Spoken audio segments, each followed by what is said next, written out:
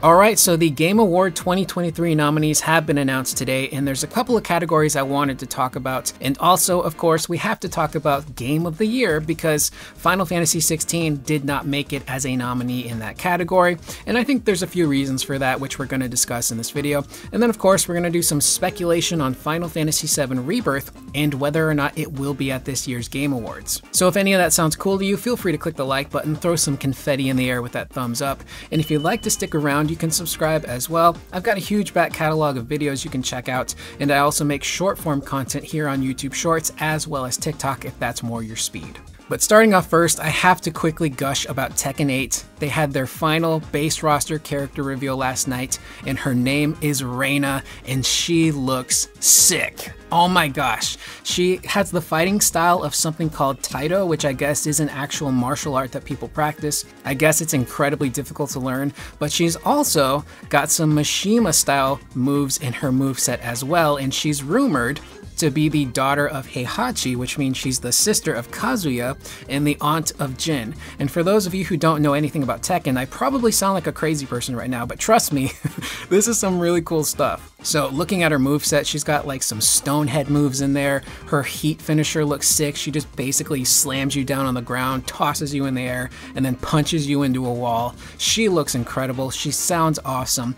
And when I first saw her, I thought to myself, oh no, she's hot. She's a cool looking character. Her music especially is great. It's like a combination of old school Tekken 2 music with modern day Tekken sounds, and it sounds really great. And I just wanted to gush about that really quick because I love Tekken. I've been a fan of Tekken pretty much as long as I've been a fan of Final Fantasy. I love it that much, and I love the characters and the stories and the lore and the gameplay and of course the music. And if you've been watching my videos for a decent amount of time, you've heard a couple of Tekken songs in the background. In fact, my outro video is usually always the same Tekken song from Tekken 2, Michelle Chang's theme, Nobody Catch Me. It's incredible. I love Tekken. I cannot wait to get my hands on Tekken 8 and use Reina. She looks incredibly fun, as well as Azucena.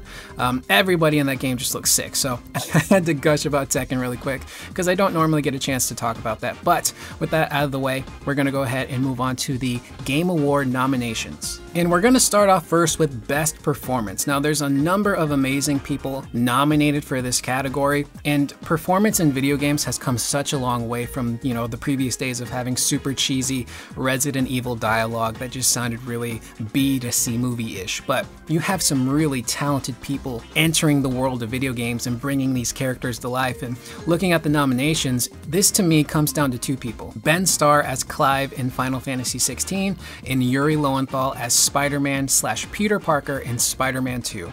And these two men just absolutely demolish their roles in the best way possible. Starting off with Ben Starr, the character of Clive, to me, this might sound kind of controversial, I think he's got limited character development, and I think his character development actually gets capped off pretty early on in the game. It's the moment where you press L3 and R3 to accept the truth. I kind of feel like Clive becomes who he's going to be for the rest of his journey in that moment. I think Ben Starr and the rest of the cast do so much heavy lifting with these characters. They add so much depth and nuance to the roles and performance that I don't know is there on paper. And there's one scene in particular that I want to point out, because when people talk about Ben's performance, they tend to go towards the more emotional, bigger moments of the game, the moments where he's breaking down and just releasing everything he's feeling, which is incredible. But the moment to me that stands out the most is towards the latter half of the game, which, you know, spoilers for those of you who haven't played it, but Clive and his party are on a pier and they're boarding the Enterprise. They're getting the ship ready so they can go and find Jill.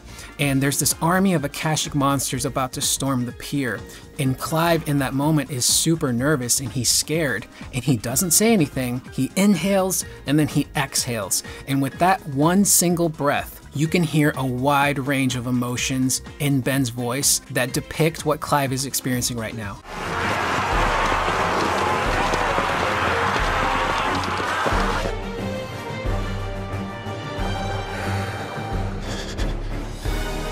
Here they come!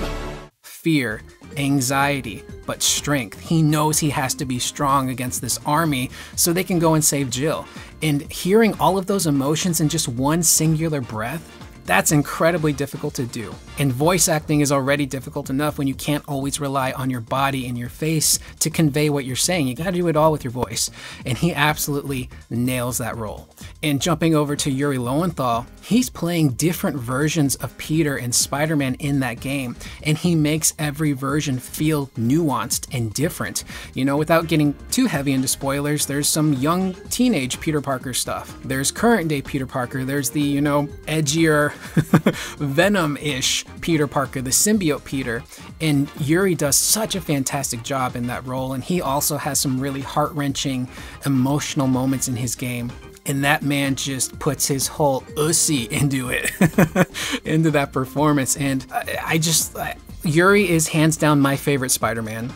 I grew up with Tobey Maguire's Spider-Man, but Yuri to me is the best Spider-Man, and Peter Parker, he nails both of the characters, and I think the stories they're telling in the Insomniac games are the best Spider-Man stories in the past 10 years. He's that good. So if I had to pick between the two, I'm going to cheat here and say I can't, because I love them both, and I think they're both incredible. But I think the person who's probably going to win it is Ben Starr. He did win the Golden Joystick for Best Performance, so that could be some foreshadowing for the Game Awards. But either way, everyone in this category did an incredible job, but those two men to me stuck out the most. Up next, I wanted to talk about Best Score and Music, and for me, this is hands down Final Fantasy XVI's award. I think they should win this one. Masayoshi Soken and his team composed an insane list of music. If I remember correctly, they composed well over 200 tracks, close to 300 for Final Fantasy XVI, and then Yoshi P and crew went through and picked out all of the best ones to put into the game. And that alone is an astonishing feat. There are composers and musicians and artists that don't compose 300 tracks in their entire lifetime. The fact that Masayoshi Soken and his team were able to do that for this one game in a small amount of time is amazing. And the music in 16 is one of the best things about that game for me, and I did a video just gushing about the incredible music of FF16. You know, No Risk, No Reward is one of my favorite tracks I think I've heard in an RPG or in a game period, and it just gets me hyped to fight some monsters and do some cool stuff.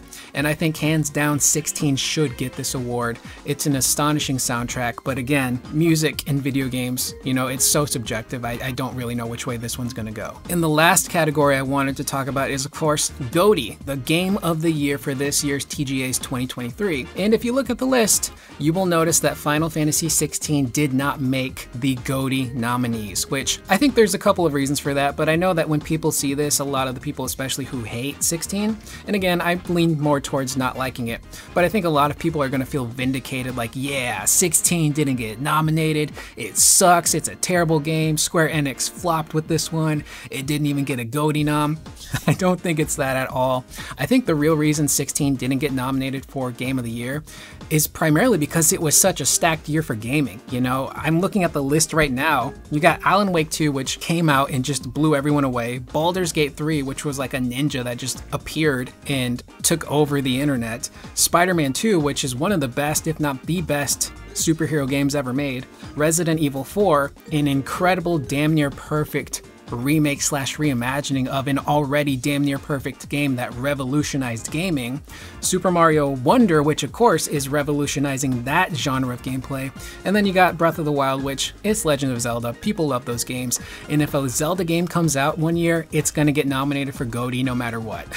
That's just how it happens. I don't make the rules. That's how it plays out. But it was such a stacked year. Now, 16 did get nominated for Best Role-Playing Game, which that in itself is a weird nomination since 16 is way more of an action-adventure game than it is a role-playing game, so that's a bit odd, and I don't think it's going to win that category because it's going up against the titan known as Baldur's Gate 3. You know, there are games like Lies of P which came out and sold really well and reviewed well and took over the internet, and that didn't get nominated for Game of the Year. Armored Core 6, which was From Software's follow-up to Elden Ring, it reviewed really well, it sold really well, people streamed the crap out of it. That didn't get nominated for Game of the Year, so more than anything, it was just a really stacked year for gaming, and you could easily take one of these games in this category, swap it out for something else. It's that stacked of a year. But it will be kind of curious to see how Square Enix reacts to this news. Again, the Game Awards and getting nominated for GOTY, it's not the end-all be-all, but if we look at Final Fantasy VII Remake, that did get nominated for GOTY the year it was released. So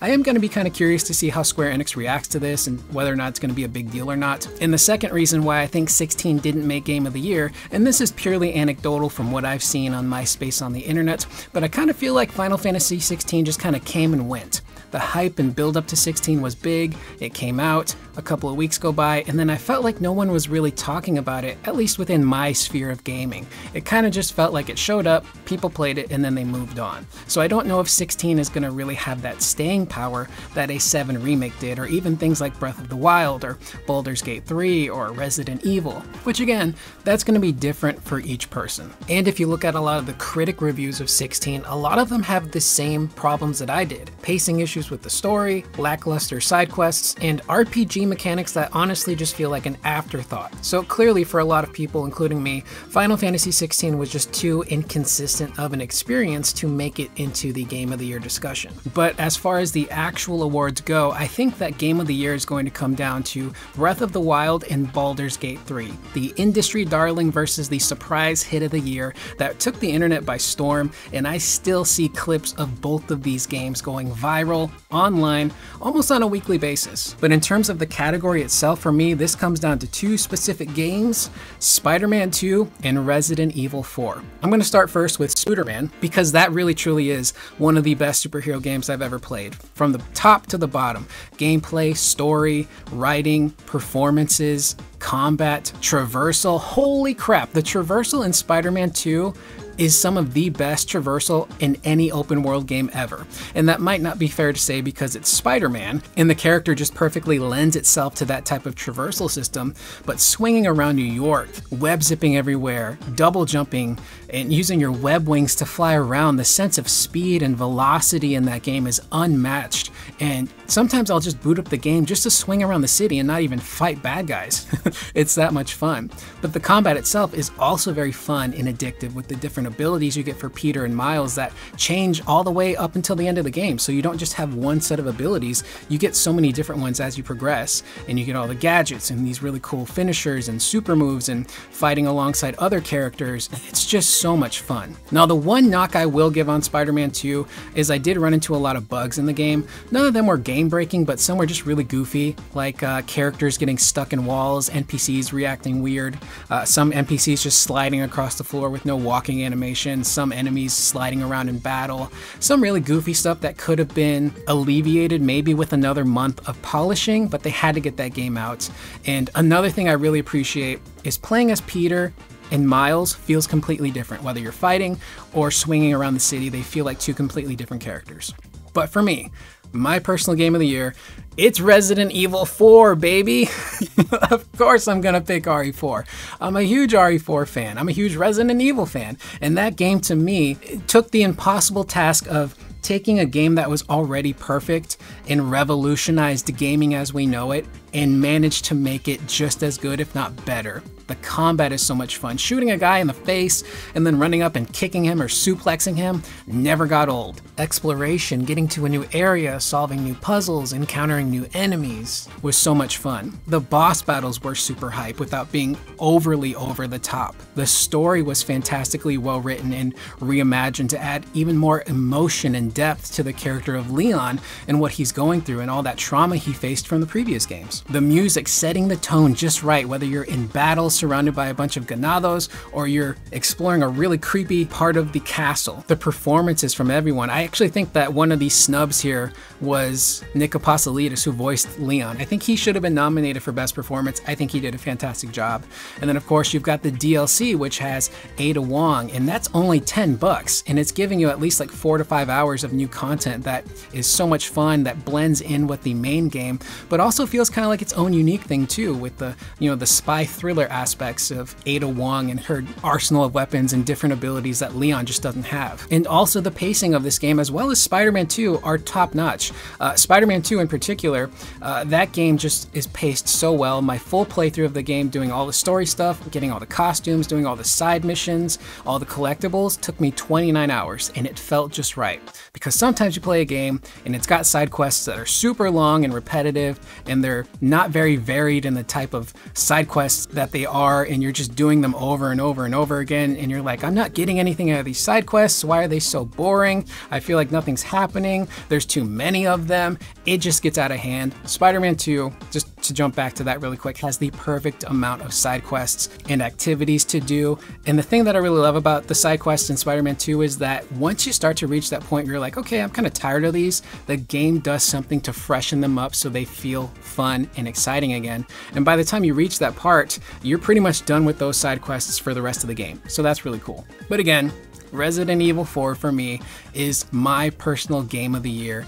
It's just damn near perfect. I love everything about it, and it's one of those games where I can put that game in and just do a speed run, finish it, and then immediately after finishing it, I want to do another speed run. So Resident Evil 4, my personal game of the year. But in the comments down below, feel free to let me know what your personal game of the year is, whether it was nominated this year or not. And then of course, to round things out in this video, we gotta talk about Final Fantasy VII Rebirth and whether or not it will be at this year's Game Awards. Short answer, yeah, I'm pretty sure it will be here.